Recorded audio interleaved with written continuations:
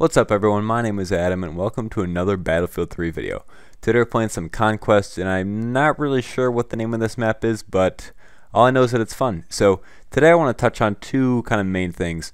I want to talk about the meta kit and I want to talk about the servers on this game. Now I have this game for Xbox 360 and so far I'm really liking it. I'm having a lot of fun with it, but the main problem that I can see so far is the servers. Now some of you will probably have some of the same gripes that I'm having, and the main thing is that I can't get into a game with friends. And this has worked maybe one or two times out of the many times that I've tried it, but whenever I try to join kind of a squad, I mean, if you play Battlefield you know what a squad is, so I don't have to explain that, but whenever I try to get into a squad with friends, usually it'll either just put us in different squads, but on the same team. Sometimes it'll put us in opposite teams, and I know that we're not doing this wrong, and I'm positive it's the servers because I've seen other videos where people have been having the same issues, and it's really annoying. I mean, I feel like one of the main one of the key parts of this game is being able to work with your friends. It's all about teamwork. Obviously Battlefield's always been about teamwork, and I really want to play with friends. Like one of the main reasons I got this game was because I saw all the new features and I was really excited to kind of get into a game with some friends, cooperate and stuff like that, and just do really well. Because I played Bad Company 2, me and my friends, we always jump into a squad, and I have kind of I have a group of friends that we always used to play Bad Company 2. We kind of know our strengths and weaknesses. We all play our separate kits. For example, I'm more of a medic, and I'll touch on that in a little bit, but I'm actually really happy that they finally put assault rifles in the medic class, because I actually had wanted that in Bad Company 2, but now that they have it in this game, I am super stoked about that. Anyway, to stay on topic on the topic at hand, but yeah, like I was saying, the servers, they're very unreliable. They do crash a lot, not as much as they did in the first couple of days, but they do occasionally crash, and usually they're back up within half an hour, so it's not terrible, but it's still annoying. And I feel like this is definitely something that they can fix. All of these problems that I'll be mentioning about the servers, in my opinion, I'm pretty sure they can fix these things. I mean, I'm not saying that I'm some expert server whatever guy. I could be wrong, but I've seen before where there's been issues like this in servers and games and stuff like that, and it was fixed. So hopefully they will be able to fix this. By the way, just to say this before I forget, there's no sound on this clip because I'm still trying to figure out how to set up my PVR to record sound, and that may sound like a no-brainer to some of you, but I use a headset when I play, so setting up the sound is actually a little bit more complicated than it seems.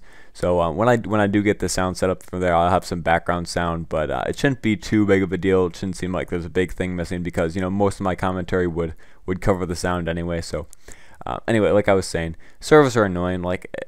It's like I said, it's one of the key things that is part of Battlefield. Like, you want to be able to cooperate with your friends, and it's tough to get into a game with a bunch of randoms and go on like a public server and try to work with these people. And I'm not saying that's impossible. I'm just saying that it's very difficult to kind of cooperate with some of these people, because a lot of times you have people who are young, people who are not really inclined to work together. But when you're working with your friends, you have kind of that security that, like, oh yeah, these kids aren't just going to go mess around. So that's really all I have to say about the servers. And getting on to the meta kit. Now, you'll notice in this gameplay that the way that I play is not as aggressive, and the reason for this is because obviously I'm playing as a medic. Now, the medic is a very important role on the battlefield. And the reason for this is obviously, because the medic is the one who can drop health, the medic is the one who can revive people. So it's very important that the medic stays alive, and that the best way to do that is just to stay back. The medic shouldn't be the one running out. The medic shouldn't be one on the front lines. And you'll see that I kind of usually, whenever I can, I stick behind my teammates. I try to give them support, try to give them some covering fire. But I'm not in that front lines. If I see an opportunity, I'll kind of run up and take out a guy, as you'll see me do a couple times. But mainly, the role that I play is kind of stay back.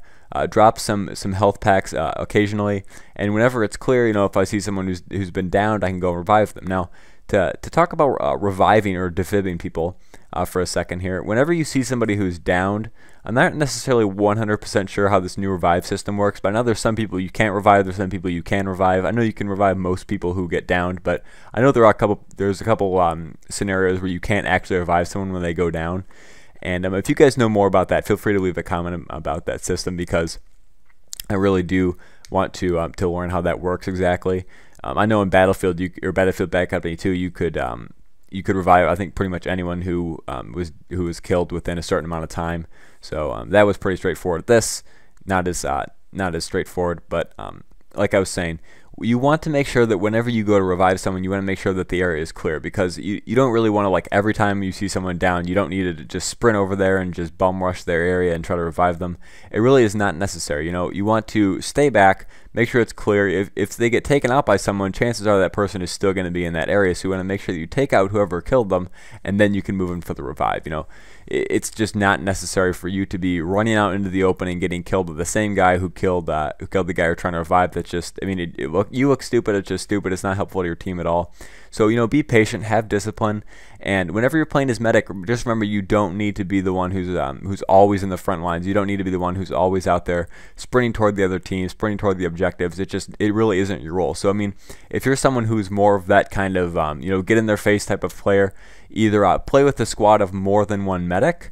You know what I'm saying? So you play with maybe 2 or 3 medics and then like a support player or something like that. So you can maybe have 1 or 2 medics hanging back, and then the other medics and the support player can be a little bit farther up.